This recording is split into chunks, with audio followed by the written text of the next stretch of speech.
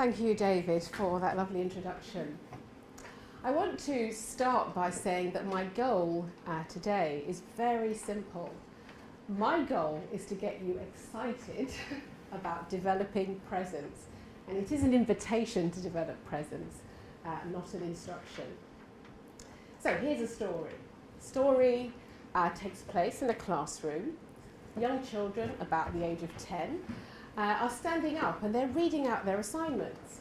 And they stand up and they read one page or two, and then the next page or two. And then the teacher comes to the last child and she says, now you've written 8 pages. We don't have time for 8 pages today. Can you just read 2 pages? The child looks at the teacher. She's bewildered. Everyone else had read their whole story. It wasn't fair that she couldn't read her story. And also something was beginning to dawn on this child, that not everybody in the room was as in love with writing, sharing ideas as she was. Hands up. No prizes for guessing. I am that 10-year-old kid, all grown up, and I'm still sharing this fabulous passion for sharing ideas and writing. And since the age of 10, I've had a number of roles, as David has alluded to, and 2 of my roles are really relevant to our session here today. So the TV anchor bit and the INSEAD bit. The TV anchor bit is relevant to presence because in TV, you have to develop your presence very quickly and to a very high extent. And so that's what I want to share with you, some of what TV does and what I learned, some of the mistakes I made about how you can develop presence quickly. The second bit at INSEAD leads into my role as an executive coach. And when I'm teaching MBA students or when I'm teaching people in executive education, it's more the territory of looking at people's beliefs and the thoughts that kind of hold them back, that prevent them from having a powerful presence. So those are the things that I'm staying here with you to share, and I think that's relevant to our conversation. I do have a third significant role, and David did mention that today. I am the author of Executive Presentations. Can I just be proud for a second? Okay. This is me. I was shortlisted for the National Business Book Awards, which took place earlier this year in March. Fancy do, black tie, lovely food. I didn't win, okay. But that didn't matter. I was in some fabulous company with writers.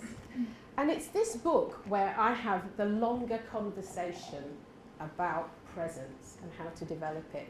You know, what is presence? Why does it matter? And crucially, how do you develop it? So I'll start with what is presence.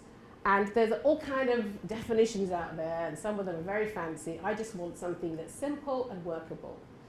For me, presence is about how people experience us, what they see, what they hear, and crucially, what they feel about us when they're interacting with us on a business level. Now, there are a number of reasons I think that presence is critical for business communication and for business leaders. So if I were to ask you, please answer. This is the interactive bit, okay? So, what do you think is a top business skill? Any leader, what's the top skill a leader needs to be good, to be effective? What would you say? Talk to me. Let's say? Charisma. Is that a skill?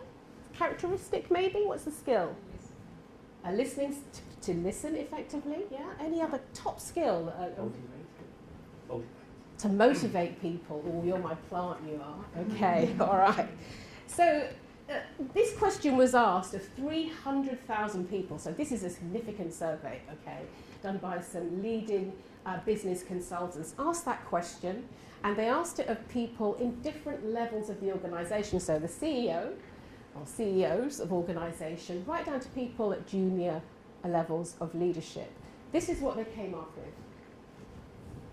Those were the top 3 things. Now, this was any leader at any stage in an organization. these were the top 3 skills. And there were 7 skills that came out of that chart that were common to every leader. And these were the rest of the skills on the leaderboard.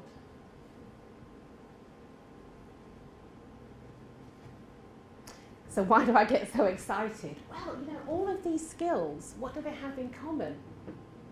Presence develops, supports, enhances all of these skills. So that's one of the reasons why I think it's compelling to develop your presence. And I have one last reason which I want to share with you, and it relates to a number.